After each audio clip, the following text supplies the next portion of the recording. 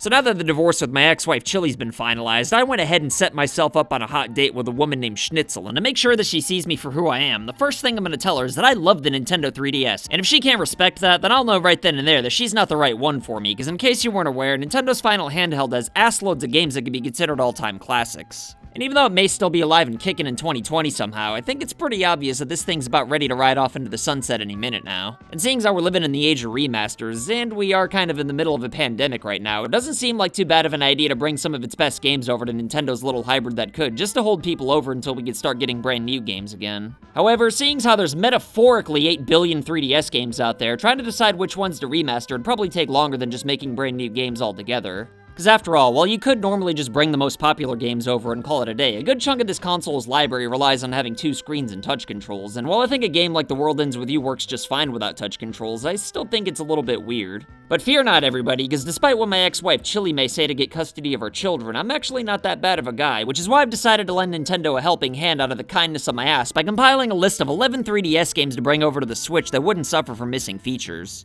So sit back in your favorite imported chair, ignore your uncle's cries for help because if you touch him, his mother's not going to take him back, press the subscribe button if you haven't already, and allow me, the world's least famous two-armed man, CameronAllOneWord, to tell you the 11 best 3DS games that wouldn't lose any magic with a Nintendo Switch remaster. Also, I'm only doing one game per franchise, and if you don't like that, then beat me up in the parking lot, but with that being said, let's begin with...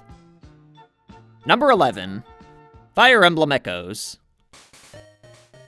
The 3DS is the place where the Fire Emblem franchise finally got the recognition it deserved with Awakening, and to prove that it wasn't a fluke, Fates kept the momentum going by ripping even more ass than the first game did. So naturally, with the 3DS's install base being higher than ever, you'd think that the third entry on the console would have done even better than the first two, even if it was just a remake of a 74-year-old Famicom game. Unfortunately though, seeing as how the 3DS was considered old news and uncool once the Switch came out, most people either didn't know this game existed, or they were too embarrassed to be seen with it. And if you ask me, I think that's a real shame, because even though this is the worst 3DS Fire Emblem game of the 3 in my opinion, it was still a great game from start to finish, and I could even understand why it'd be somebody's favorite. If you like one Fire Emblem game, then it's pretty much a guarantee that you'll love the rest of the series too, unless you're one of those weirdos who gets off on the whole waifu system, which actually isn't present in this game now that I think about it. But I still think it should be noted that Fire Emblem Gaiden, which is what Echoes is a remake of, was the second Fire Emblem game on the Famicom, and as we all know, Nintendo got a little bit weird with sequels back then. And it's not like Gaiden was as weird as Mario or Zelda 2 or anything like that, but with the dungeon exploring mechanics, along with the different jingle that plays whenever you level up, still makes it feel noticeably different from the first game. But be that as it may, it's still Fire Emblem at its core, and it's still awesome, damn it. The reason why I think Gaiden should get a remaster over Awakening or Fates is pretty much just because most people missed it the first time, and while I do kinda like ports and remasters, I do understand why it'd annoy people, so if you're gonna do it, then at least bring the game that the least people played. Number 10. Shin Megami Tensei 4 Apocalypse. Atlas has been making quality RPGs for decades now, but it wasn't until recently when they truly struck gold with the mainstream with Personas 4 and 5. And it's thanks to that the interest in whatever the company comes out with next is at an all-time high, so I don't think it's too much of a stretch to predict that Shin Megami Tensei 5 is gonna sell pretty well.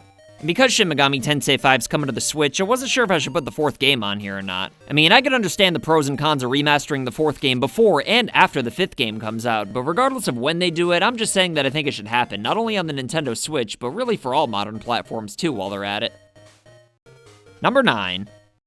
Super Mario 3D Land. While I did say one game per franchise, I honestly consider 2D Mario and 3D Mario to be completely separate things, but even so, I still think that New Super Mario Bros. 2 on the 3DS is the most phoned-in Mario platformer of all time. Well, I mean, besides Japanese Mario 2 anyway, but I don't think anybody even counts that game anymore. But regardless of whether you consider 2D and 3D Mario to be in the same genre, the only 3DS Mario game that I'd even want to Switch port for in the first place is Super Mario 3D Land. I mean, it'd be kinda weird to bring this game over knowing that 3D World's just plain better, and it'd make more sense seeing as how it's already in HD, but since we're talking about the 3DS library right now, I still think Super Mario 3D Land should be remastered with a few added features and just be a part of every Nintendo catalog going forward. Even if it is just part of some kind of compilation, which, to be honest, it probably should be.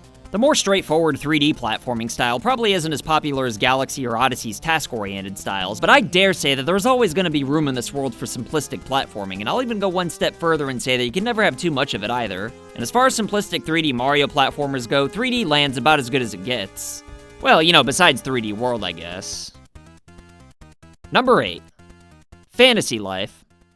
With the popularity of Animal Crossing on the Nintendo Switch, you'd think that I'd pick New Leaf as one of the 3DS games that should get a remaster, but I think that putting another Animal Crossing game on the Switch would be the same thing as giving my ex-wife Chili even more ice cube trays, because both of them have way more than they'll ever need. Especially after my wife Chili's lawyers got through with me anyway.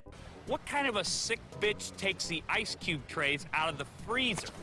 So if you're not going to put another Animal Crossing game on the Switch, but still feel like the console needs a little bit more, then I think Fantasy Life is close enough to appeal to the same people, and different enough to offer something fresh. It's basically what you'd get if Animal Crossing and Monster Hunter had a child that Capcom was never allowed to see on the weekends because Nintendo told the judge that they never had anything to do with the game's creation, which is pretty much the same situation I'm dealing with right now, except here, Capcom really didn't have anything to do with the game outside of maybe some inspiration. And for the record, I don't care what my ex-wife Chili says, these children are clearly mine if you look at them. But be that as it may, Fantasy Life's still the perfect game for people who enjoyed building a town in Animal Crossing but wanted a little bit more action. Obviously, it'd be better to just make a brand new Fantasy Life game, but again, pandemic, so ports and remasters are just way easier for right now. Number 7. Luigi's Mansion Darkmoon. Seeing as how we've already got Luigi's Mansion 3 on the Nintendo Switch right now, might not be a good idea to overshadow it by remastering the second game anytime soon, but I say frig it, just bring the first two games over as well. But again, since we're only talking about the 3DS library right now, the focus for this point's gonna be with Darkmoon. It may not be as good as the original was, but I still think ghost hunting in this game's a lot more fun than people give it credit for. And yeah, I know the original was ported over to the 3DS, which is actually the only version of the game I've ever beaten, but I'd still consider that a GameCube remaster more so than a 3DS remaster.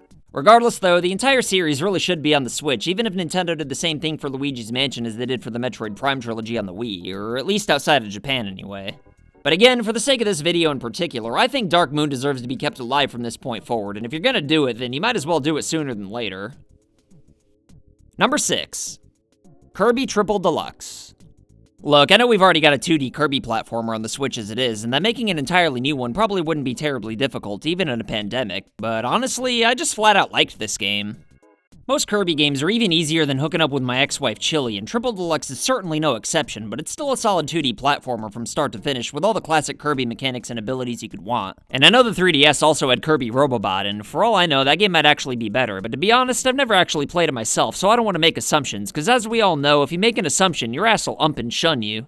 I mean, after all, I've already got a lot of nerve putting a basic 2D Kirby platformer on this list, so I'm just gonna stick with what I know, and that would be that Kirby Triple Deluxe is a solid game if you're into Kirby and all of his shenanigans. Number 5. Bravely Second. When Bravely Default 2 was announced for the Nintendo Switch, I was pretty confused because I still had an unopened copy of a game called Bravely Second, which I assumed was a sequel to the first game, but apparently it got swept under the rug, and you know what? I think that's pretty lame. So after all the hype for Bravely Default 2 on the Nintendo Switch dies down, I think that we should get a remaster for Bravely Second. I would say bring the first game over as well, but while I absolutely loved the first half of the game minus the easily avoidable microtransactions, I think the second half of the game was pure, unfiltered hot garbage. Seeing as how I don't want to have an aneurysm right now given all the stress I've been going through lately, I'll spare you all the details, but basically you've got to redo everything in this game like 11 times because of some time loop crap.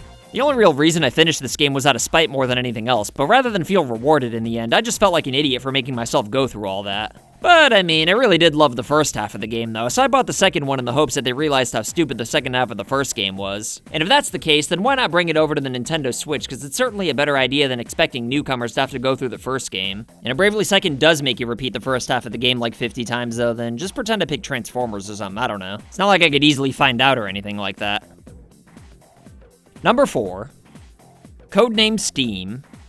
Alright, so I know that weird turn-based strategy games might not be everyone's cup of tea, but if you want intelligent systems to stop trying new things with the Paper Mario series, then maybe you should consider not ignoring their original IPs like Codename Steam, because if you give these games a chance without having a preconceived notion of what they need to be, then I think you'll have a lot of fun. And besides, the main reason why people hate ports and remasters so much is because they're unoriginal, so to avoid that as much as possible, why not bring original ideas that everybody missed the first time? After all, if you've never played it, then it's new to you, and seeing as how most people never even knew this game existed in the first place, they probably wouldn't even realize it's a port. Number 3.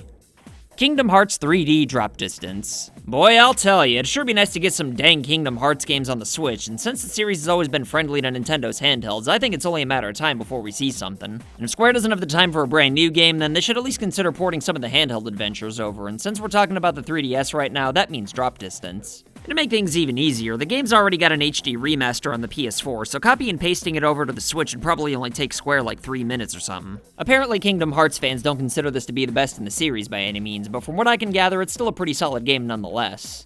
And seeing as how I'm a full-grown boy who's been wanting to get into the Kingdom Hearts series for a while now, this game seems like as good a place as any to start. I mean, after all, how can you really go wrong with a JRPG that's got Disney characters? Number 2. Metroid Samus Returns. I know I say this all the time, but if you're a Metroid fan who's never played this game, then you should be ashamed of yourself. Fans have been asking for a new Metroid game for years now, and rightfully duped all over Federation forces once we found out that that's the game that we'd been waiting for.